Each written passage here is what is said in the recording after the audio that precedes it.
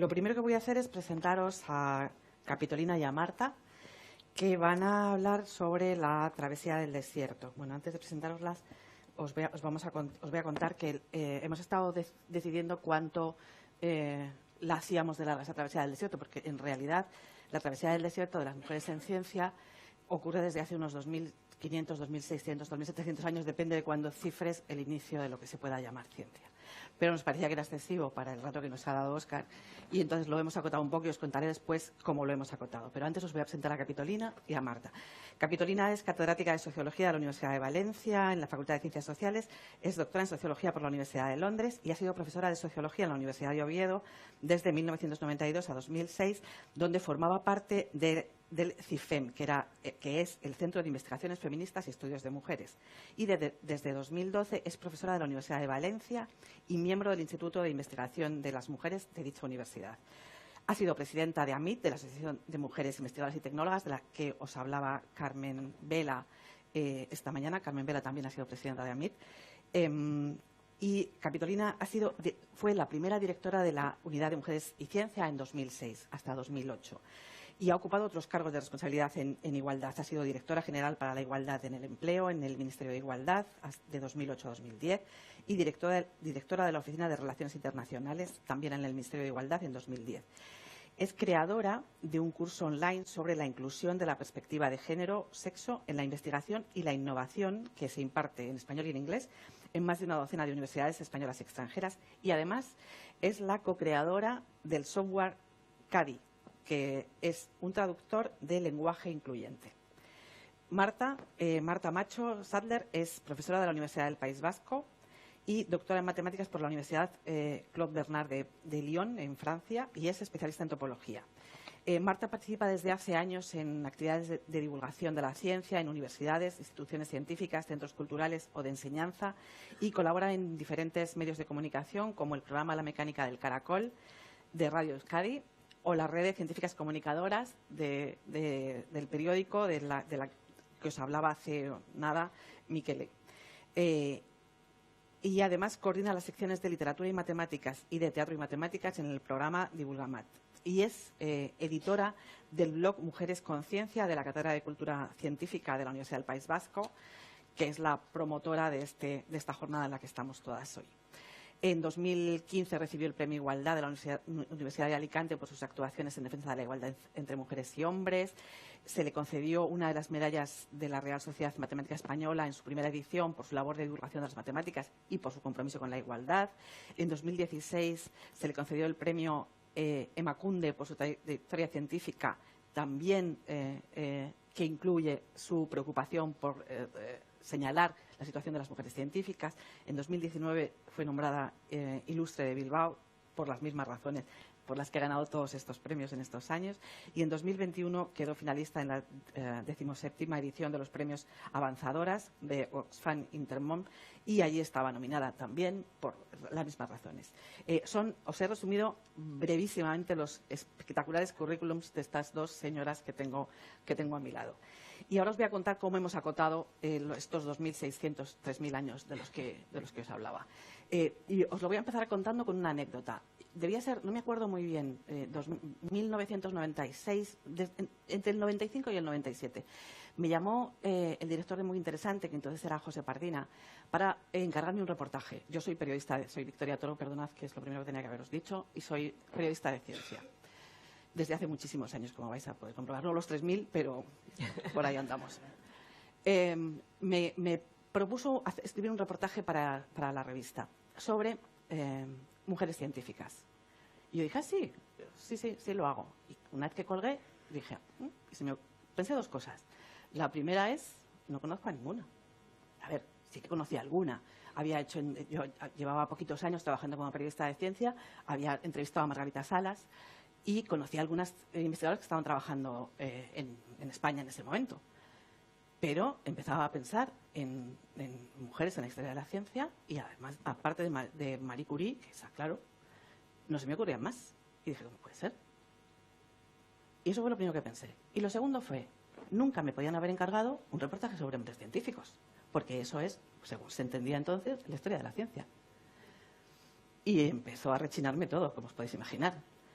lo que hice fue buscar quién podía saber sobre eso. Y tuve muchísima suerte porque encontré a mis 3 hadas madrinas, que eran Paloma Alcalá, que es física, Capi Corrales, que es matemática, y Eulalia Pérez Sedeño, que es historiadora, que es filósofa de la ciencia, que acababan de montar un seminario dedicado a divulgar información que estaban elaborando en esos mismos años, sobre todo historiadoras estadounidenses, historiadoras de la ciencia estadounidenses, que se estaban dedicando a rescatar a decenas de científicas de todas las épocas, en todas las disciplinas, que habían hecho cosas importantísimas y que además nos daban la idea de que tenía que haber habido otras muchas mujeres haciendo ciencia que no habían hecho cosas importantísimas, como ocurre siempre en la ciencia, que los que hacen cosas importantísimas, como decía también Cintia hace un ratito, son muy poquitos. Es decir, estaban poniendo en evidencia que sí que había habido mujeres en la historia de la ciencia, por supuesto que había habido. Así que gracias a eso pude escribir el reportaje de muy interesante.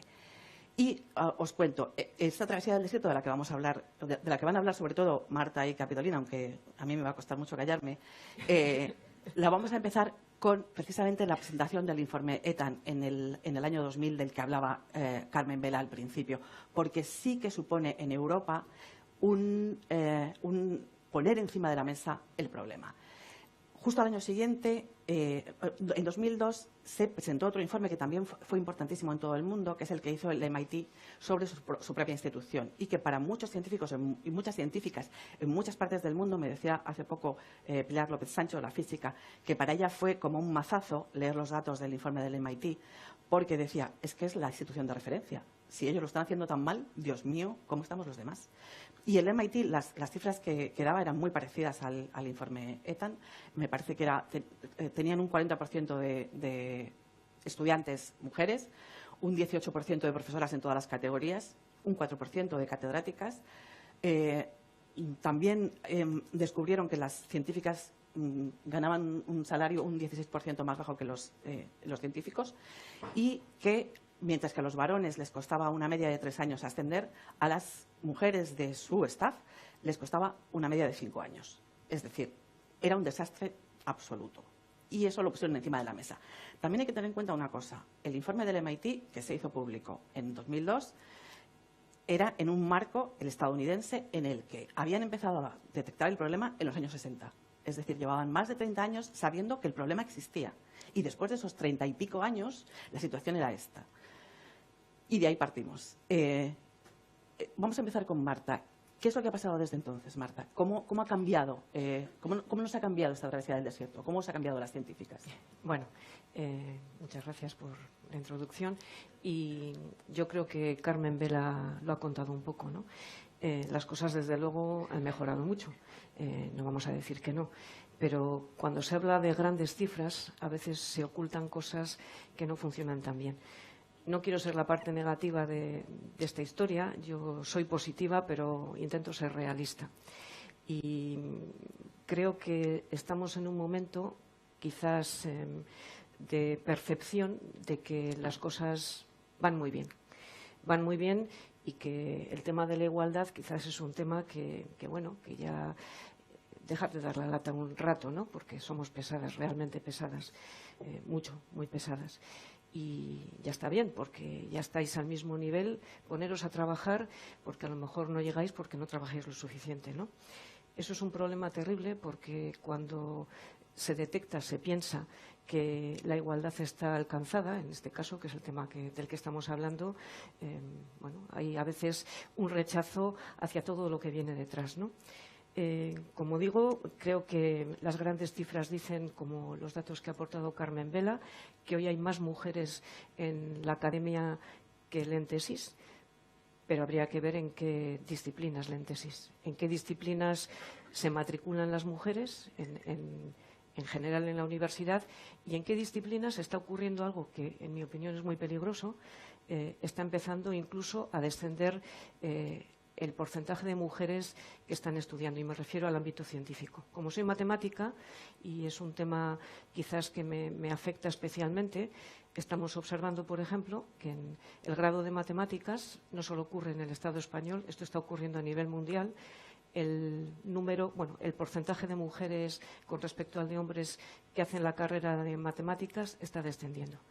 Y casualmente, esto se está produciendo en un momento en el que esta carrera es una carrera, y lo entrecomillo mucho, exitosa. exitosa en el sentido que se entiende siempre el éxito, ¿no? El del dinero y el de, digamos, lo que puedes ganar cuando empiezas a dedicarte a esa profesión.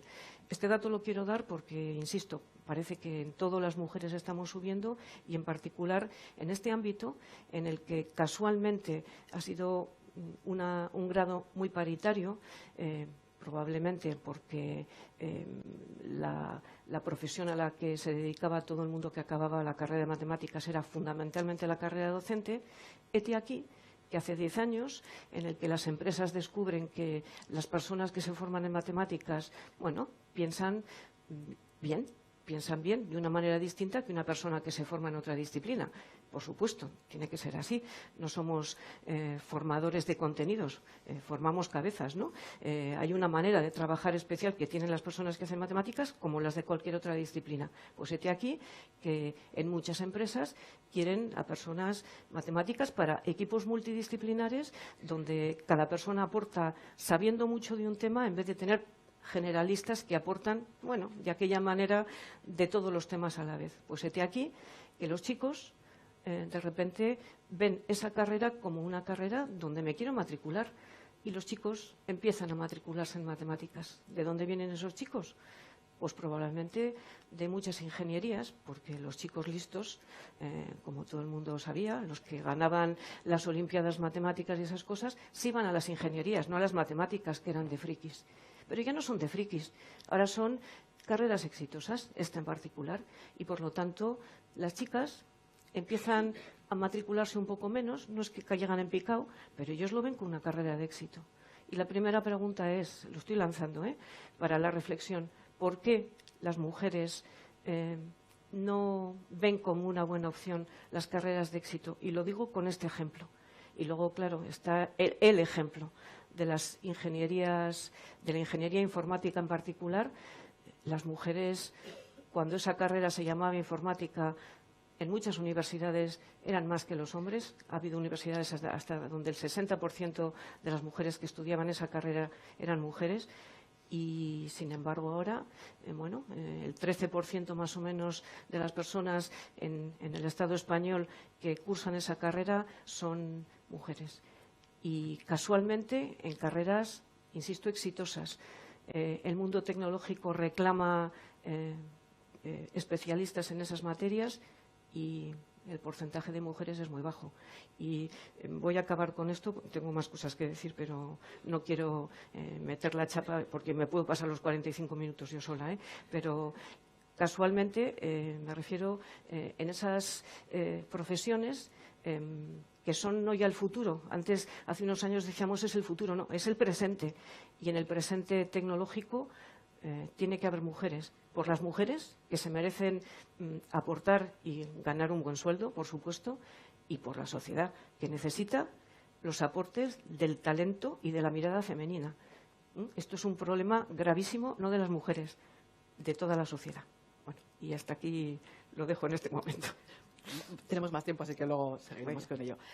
Capitolina, y tras la travesía del desierto esta que nos ha llevado hasta hoy, ¿ahora qué? ¿Qué falta por hacer y, sobre todo, cómo? ¿Cómo podemos conseguirlo? La pregunta se las trae. Bueno, gracias también por la presentación y gracias a la organización y, bueno, egunon, estoy encantada de estar aquí. A ver, tal y como yo veo de qué habría que hacer, habría que trabajar sobre todo en dos líneas. Una línea que tiene que ver con las normas y las leyes y otra línea que tiene que ver con el cambio cultural y el cambio de mentalidad. Con respecto a las leyes y a las normas, soy bastante optimista. Estamos bastante bien servidas, desde aquellos comienzos en que no teníamos ni datos hasta ahora. Tenemos normativa europea y tenemos normativa en la mayor parte de los países miembros que realmente, de manera bastante detallada, apuntan hacia la inclusión del análisis de sexo-género en la investigación científica y hacia la búsqueda de la paridad entre mujeres y hombres y que las mujeres ocupen también puestos de responsabilidad. Tenemos normativa en este sentido bastante buena. Es decir, que yo no me esforzaría tanto por nueva normativa. Pero hay dos cosas como muy pendientes. Una es que es general, no es que tenga que ver con las cuestiones de género y ciencia, y es que elaboramos magníficas leyes, pero no solemos poner sistemas de rendimiento de cuentas de quién tiene que cumplirlas, ni un sistema tampoco de premios, y no sé decir si de castigos. Entonces tenemos la buena normativa, pero la propia ley, la propia norma no incluye cómo la gente tiene que rendir cuentas. En el ejemplo que puso antes Carmen Vela, de que harta la Comisión Europea de que la gente no nada más rellene un papelito diciendo tengo en cuenta el análisis de género, ahora va a exigir que cada entidad tenga un plan de igualdad, y exige que ese plan de igualdad exige varias cosas respecto a él, pero que tenga que ser revisado anualmente, de tal manera que si un plan tú pones un objetivo, pongamos subir el 5% el número de estudiantes varones en educación infantil y otro 5% el número de estudiantes mujeres en ingeniería de sistemas, y eso lo pones en tu plan que tienes obligación de tener, y al cabo de un año presentas números y no te ha subido ni el 5% de chicos en educación infantil ni el número 5% de chicas en ingeniería de sistemas, es evidente que has fallado en algo, y eso se tiene que ver. Esa es una manera clara de rendir cuentas y de calidad y de transparencia. Entonces, hay que poner mecanismos para que las leyes se cumplan, sean vigiladas, y si es posible, los ministerios que tienen competencia al respecto premien a aquellas entidades. Por ejemplo, ¿cómo? En España tenemos un sistema de universidades de excelencia.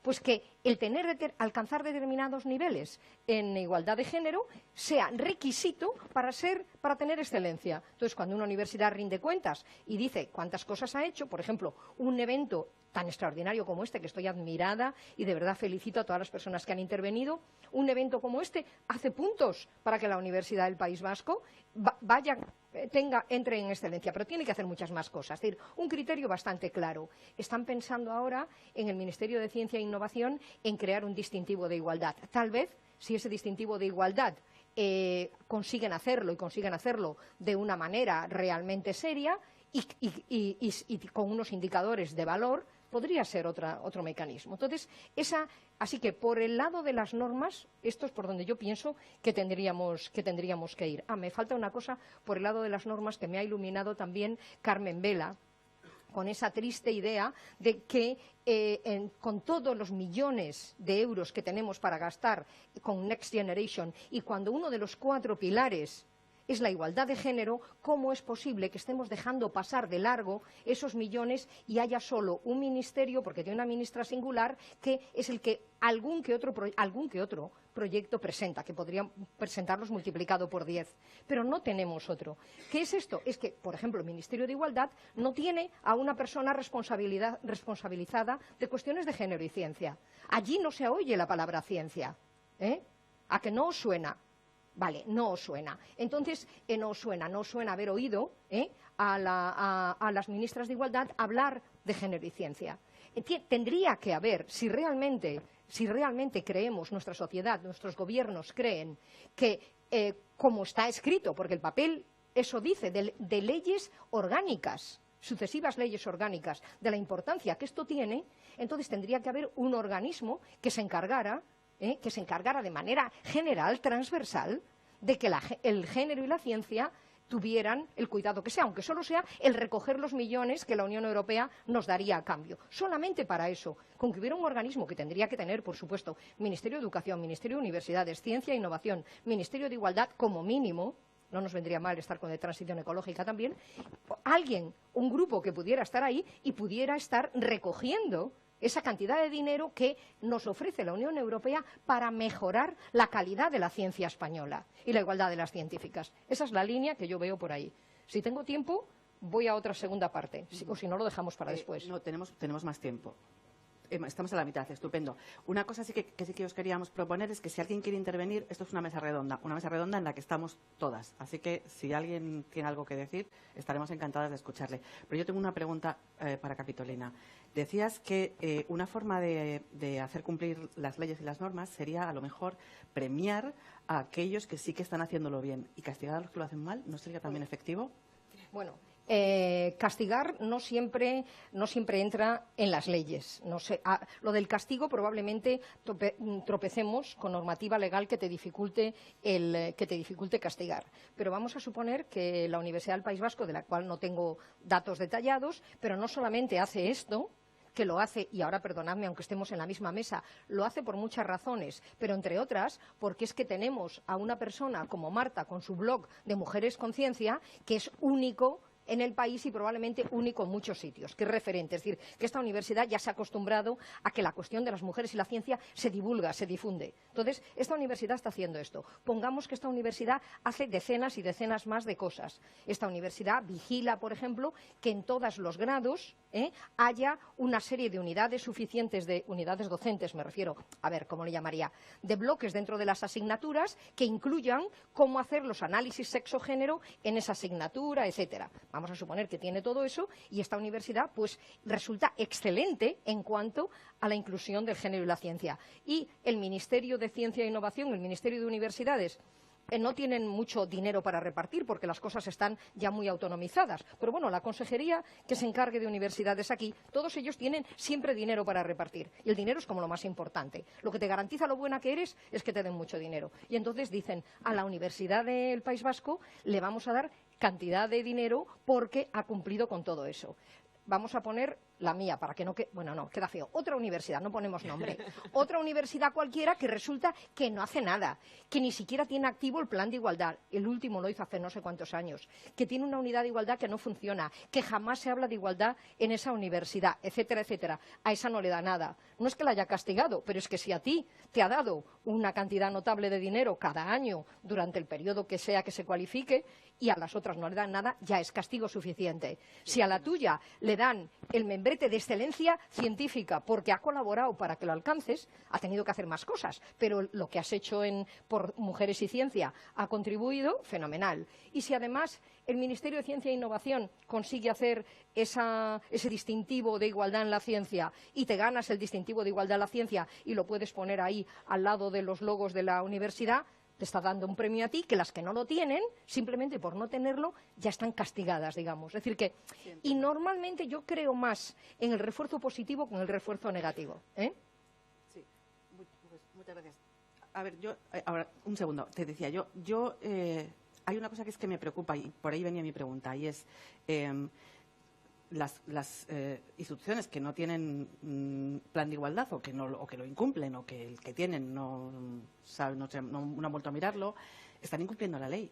Y cuando se incumple la ley se castiga. Entonces pienso que lo que se hace cuando no se castiga por esto es decir, es que esto no importa. Lo ponemos aquí porque nos obligan a ponerlo, pero es que no nos importa. O sea, eso es lo que me asusta. Carmen, ¿querías decir algo?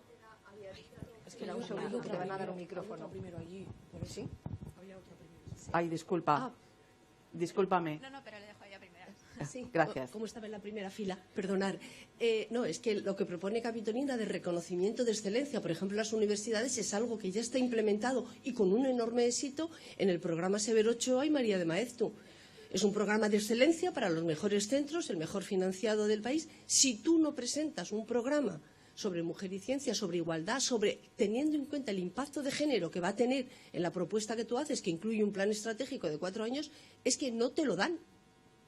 Es que no te lo dan. Y eso está implementado. La primera convocatoria fue el año 2011, que fue un poco rara, pero ya secuencialmente desde el 2012 y todo se sigue. Y además, todos esos centros ahora son hiperactivos en este tema. Hiperactivos en sentido muy positivo, incluso a la hora de seleccionar el personal. Si no hay un número equivalente de hombres y mujeres, no sacan la convocatoria, cada vez van más allá y está ya implementado, con lo cual tenemos ejemplos positivos de cómo funciona. Ajá. Gracias, Carmen. Adelante. Y disculpa. ¿Sí funciona? Sí. Quería retomar un comentario de Marta. Me llama Amanda Sierra de Achúcarro. Quería retomar un comentario de Marta que ha hecho un poco al vuelo, pero me parece súper importante porque a veces parece, Marta ha dicho que la ciencia nos necesita a las mujeres. Y a veces parece que peleamos por los números, por las cuotas, y me parece que a veces se puede terminar asociando un poco al argumento L'Oréal de porque yo lo valgo. Como somos el 50%, tenemos que estar representadas al 50%. Pero no es por nosotras, es porque la sociedad nos necesita. Nosotras trabajamos distinto, lideramos distinto, pensamos distinto. Entonces, Marta, si puedes elaborar un poco sobre eso, gracias. Bueno, Sí, bueno, gracias, Amanda. Bueno, yo lo creo profundamente y lo hacemos distinto porque culturalmente nos han educado de manera diferente. No, en fin, esto de que no es normal que haya un 13% de mujeres en la carrera de Ingeniería Informática y no es normal que haya no sé, me estoy inventando la cifra, 10% de chicos en la carrera de Magisterio, no es normal, porque esto no va con los genes ni con la biología. Somos perfectamente capaces, hombres y mujeres, de hacer lo mismo intelectual.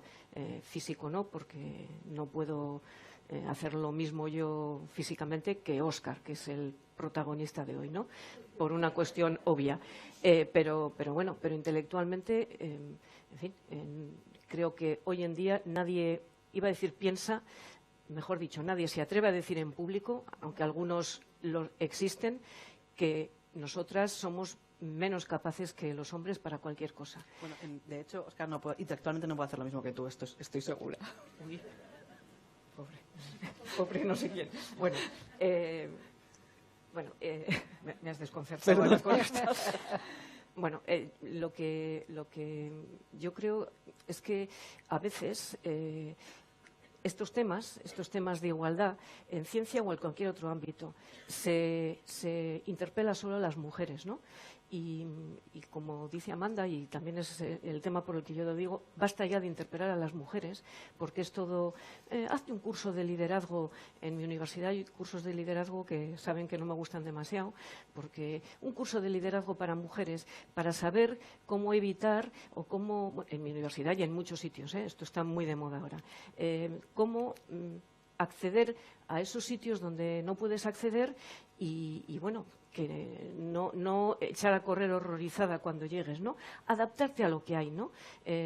Chicas, sed valientes cuando por detrás hay otro que te dice, cuidado, ten cuidado, que de todo hay que tener miedo, ¿no? Lo que te dicen en el día a día a cualquier mujer, yo creo que incluso, bueno, hoy en día, en el pleno siglo XXI, en el año 2023, prudencia, no destaques, ¿no? Pero al mismo tiempo un mensaje contradictorio.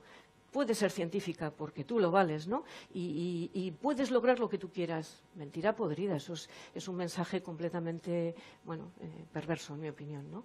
Creo que es el momento de dejar un poco tranquilas a las niñas y a las mujeres, de adaptaros a lo que os ha tocado, chicas. Si queréis estar allí, bueno, pues meteros y aguantad, ¿no? Aguantad porque hay que aguantar. Si quieres ser catedrática, pues te fastidias y pasas por todo lo que hay que pasar para serlo, ¿no? Y empezar a interpelar a los hombres que están, bueno, ahí tranquilos, supongo, observando.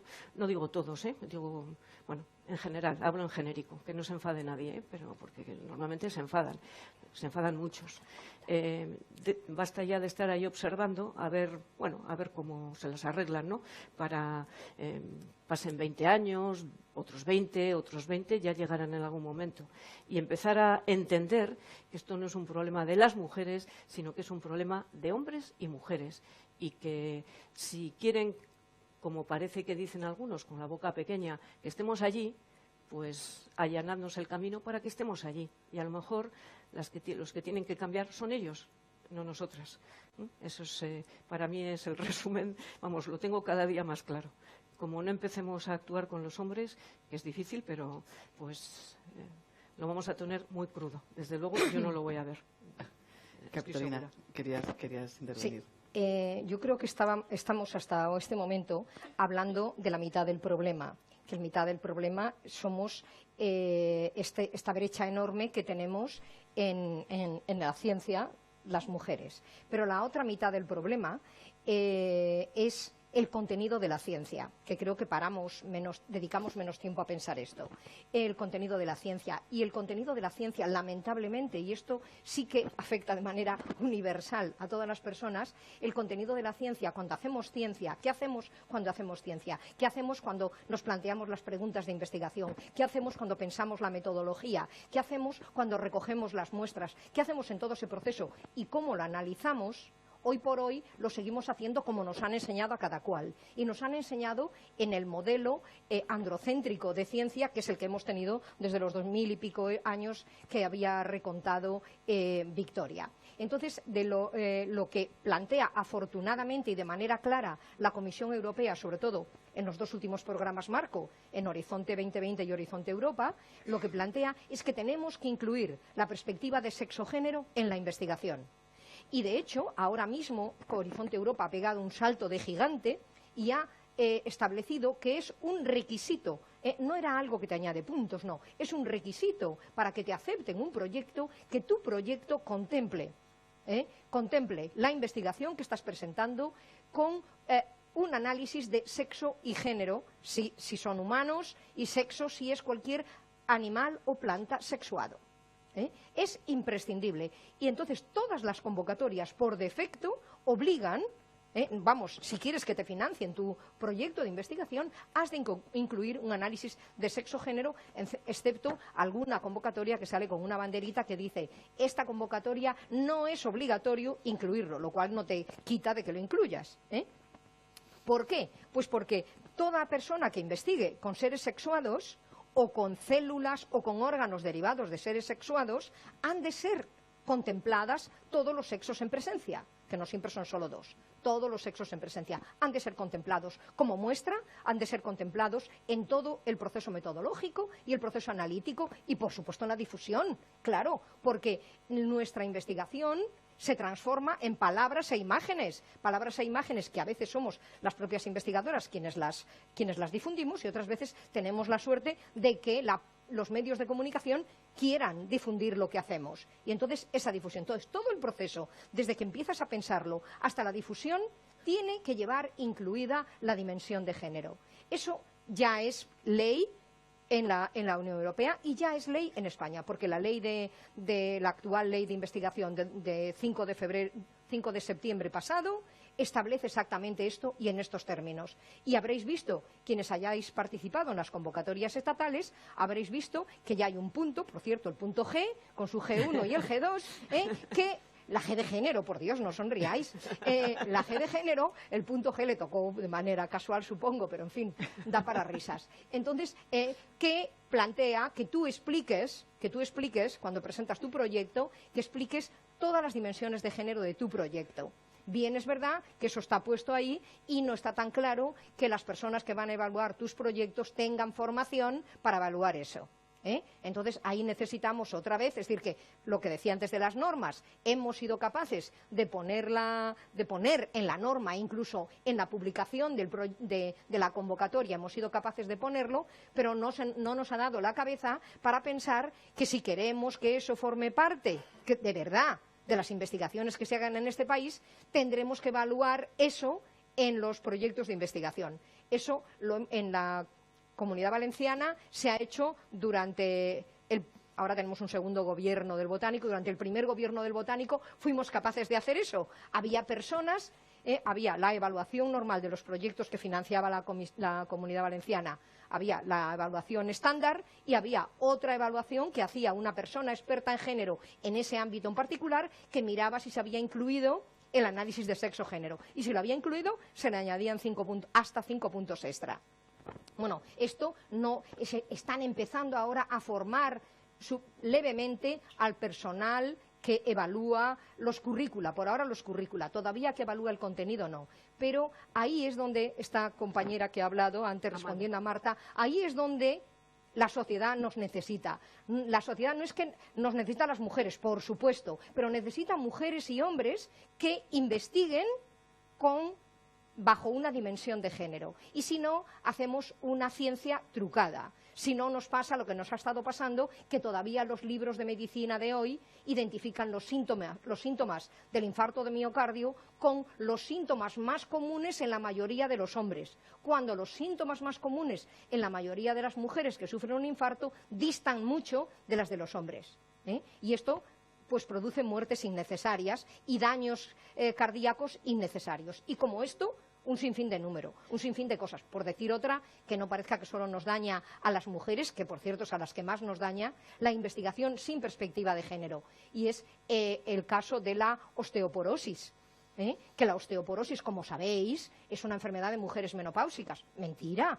La osteoporosis la puede padecer cualquier persona y, de hecho, parece que por encima del 60% de los hombres de más de 60 años que sufren una fractura, la sufren por osteoporosis. Que nadie de los equipos médicos que les han tratado a estos señores se les ha ocurrido nunca hacerles una densitometría, mirar cómo estaban sus huesos. Y con lo cual tenemos hombres con caderas rotas innecesariamente, ¿vale? Entonces, necesitamos, esto sí que lo necesitamos, que la investigación se haga con o desde o dentro de una dimensión de género. Es el segundo elemento. Necesitamos que las mujeres estemos ahí en todos los niveles, no solo las excelentes.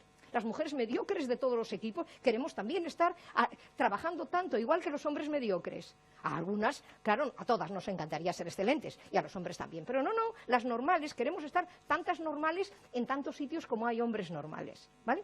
Esa es una parte. Y la otra, todas nosotras y todos los hombres tenemos que incluir la perspectiva de género en el análisis. Teníamos una mano por allí a la izquierda. Adelante. Eder, las horas al día. Muchas gracias por las aportaciones, por el coloquio fantástico.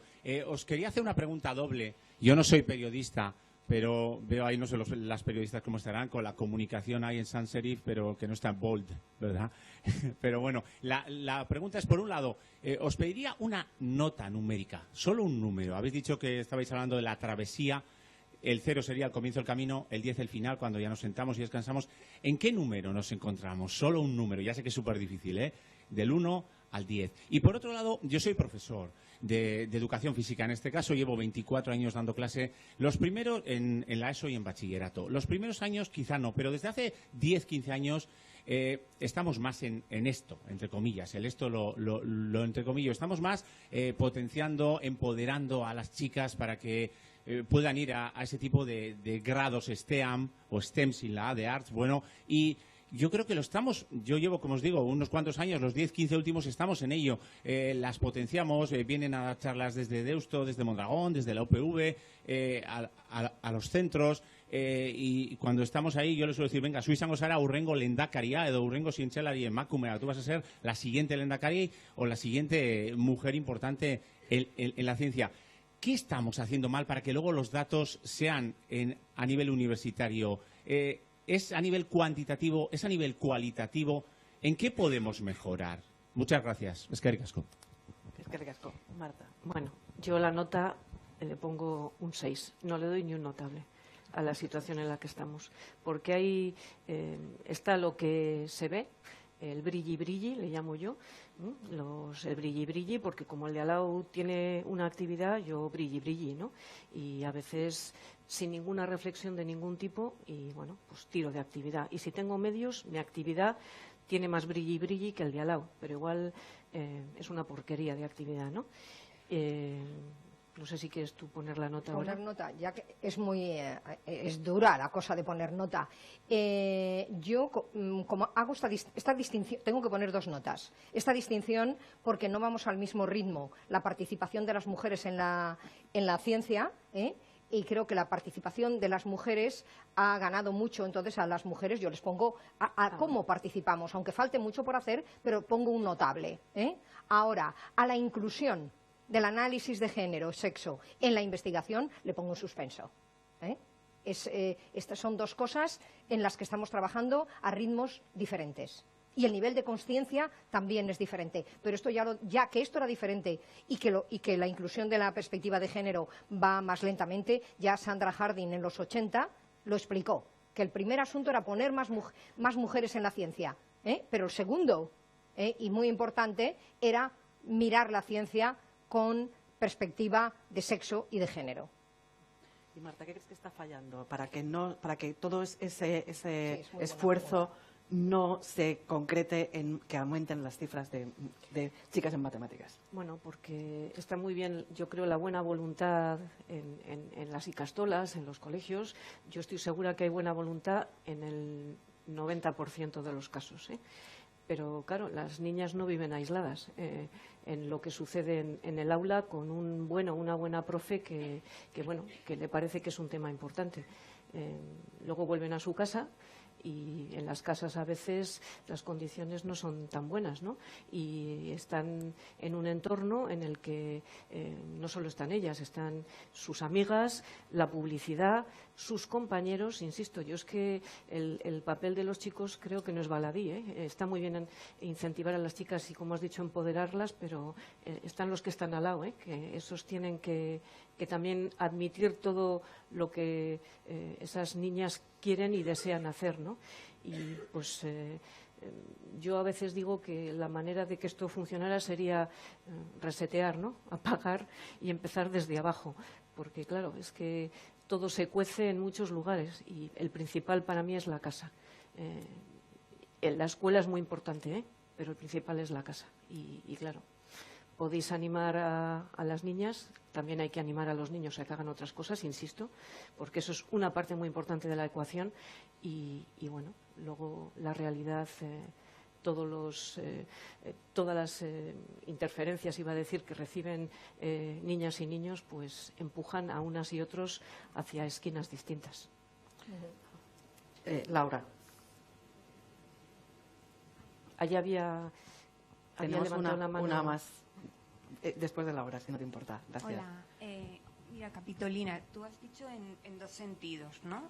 Las científicas a la hora de haber más científicas. El segundo, en los contenidos de las investigaciones. Y yo pregunto, ¿y en los contenidos de la información científica que se enseña?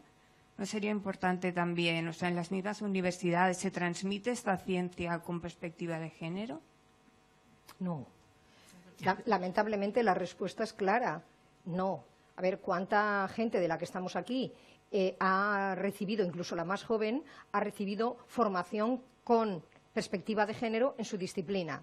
Y cuando Marta acaba de decir que en las Ikastolas hay muy buena voluntad, esa buena voluntad, no sé en concreto cómo es los planes de magisterio en la Universidad del País Vasco, pero sí sé las normativas estatales y sé de unas cuantas otras universidades cómo se hace. Ni siquiera en educación infantil y educación primaria hay la bastante innecesaria formación sobre coeducación y sobre cuestiones de género. En las oposiciones, los temarios de oposiciones de educación primaria y de educación secundaria, no entra la igualdad de género o entra de manera muy lateral. Y en las universidades nada de eso tenemos. Yo a veces he hecho de alguna materia, he repasado, he buscado todos los programas docentes de todas las universidades públicas de España, pum, pum, pum, pum, uno tras otro, a ver si había algún descriptor, alguna cosa de igualdad. Incluso en asignaturas como la mía, sociología, te aseguro que es de verdadera tristeza, es para luto total para varios años. No enseñamos, ni se nos ha ocurrido, porque seguimos en aquella creencia de que la ciencia es neutral y la ciencia que conocemos, practicamos, experimentamos en el laboratorio y transmitimos es neutral. Pero, señor mío, si es que no existen seres neutrales, existen mujeres, existen hombres y existen otras personas no binarias y diversas. No, seres neutrales, seres humanos, personas, no. Las personas estamos absolutamente marcadas, somos seres generizados. Por favor, mírennos, que no somos lo mismo. Y pasa lo mismo con animales y con plantas. Entonces, y esto es que no empezamos nosotros por no creérnoslo y así va. Entonces, yo le quería decir de todas maneras una cosa al colega que nos ha pedido de educación física. Muy breve, porque ya te has puesto de pie y tenemos esperando a alguien. Vale, que alguien pues le puede una que quiere cosa preguntar. muy breve. Gracias. Y es que el enfoque, porque antes decía que necesitamos cambiar la legislación y no me dio tiempo a explicar que necesitamos cambiar el enfoque. El enfoque respecto a dónde tienen que estar, en qué disciplinas tienen que estar las niñas y que tienen que estar los niños, lo ha mencionado un poco Marta, pero es que el enfoque probablemente es el equivocado. A ver, ahora mismo, por vivir en estas sociedades que lo ha descrito Marta, que yo me gusta llamarles de supremacía masculina, pues seguimos yéndonos unos para aquí y otros para allá, ¿vale? Pero es que cuando hacemos algo desde los poderes públicos para poderes públicos, quiero decir, el director del departamento de informática de la universidad no sé qué, el rector o los rectores no sé qué, normalmente se queda en palabras y además que no van acertadas. Yo, por ejemplo, llevo ya un tiempo empeñada en que en lugar de hacer más campañas que no están teniendo éxito, como tú bien has dicho, para que las chicas se vayan a determinadas tecnologías, sobre todo tecnologías de computación, ¿por qué no llevamos la computación, las ciencias de la computación, las ciencias de los datos, donde están las chicas? Con el número tan enorme que tenemos de chicas graduadas en ciencias sociales y en humanidades, por ejemplo, las disciplinas de las ciencias de la comunicación, ¿por qué no se ofrece un posgrado en ciencias de los datos, un posgrado serio en ciencias de los datos, que se podría ofertar gratuitamente con el dinero de Next Generation?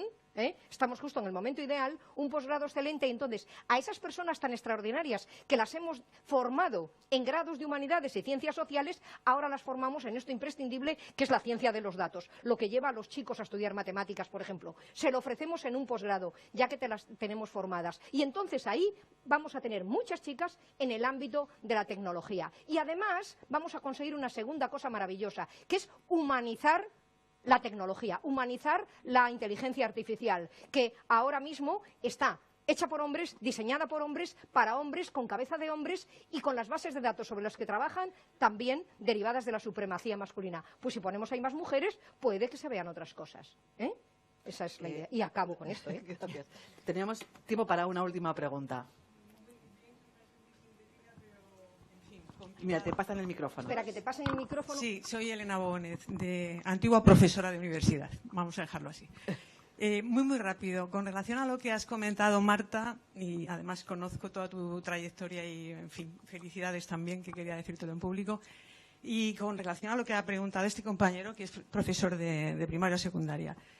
La contradicción en la que las mujeres vivimos permanentemente. Conoceréis el trabajo, muchos de hace 4 años o por ahí en Science o 5. A partir de los 6 años las niñas se perciben menos brillantes que los niños. Y resulta que estamos diciendo, veniros a la ciencia, necesitamos excelencia y talento. No ha salido la palabra, han salido las dos palabras, excelencia y talento. Yo lo que digo es, os pregunto, ¿no es contradictorio? O sea, ¿cómo van a...? Y volvemos a los referentes que comentaba antes Cintia. O sea, nos están diciendo, la ciencia necesita talento, necesita excelencia. Y la judicatura, y la medicina no, y la enseñanza primaria no, la ciencia sí. Pero al mismo tiempo las niñas, por el ambiente, por la familia, por lo que queráis, ya perciben cuando son pequeñitas que son menos brillantes que los niños. Y rapidísimo, Capitolina, con respecto a las medallas, los sellos y demás, para pedir rendimiento de cuentas, ¿no? Eso hay que hacerlo con rigor y fiscalizarlo, porque te puedes encontrar con que tienes la medalla puesta, pero cuando vas a ver las categorías del personal, centro público de investigación, solo existen catedráticos, si son miembros de la universidad, o profesores de investigación, y tienen su sello de excelencia. Entonces, rendimiento también a la institución que da el sello, rendimiento de cuentas, ¿no? Por supuesto. Podéis cerrar con una... nada. brevísimo. ¿Alguna respuesta? Pues muchísimas gracias, eskerrik asko. Muchísimas gracias a todos por vuestra participación, por vuestras risas y por vuestras preguntas. Y como seguimos todos por aquí, podemos seguir hablando. Vale. Nos hemos Gracias pasado a vosotros. mucho. Gracias a vosotros. Gracias.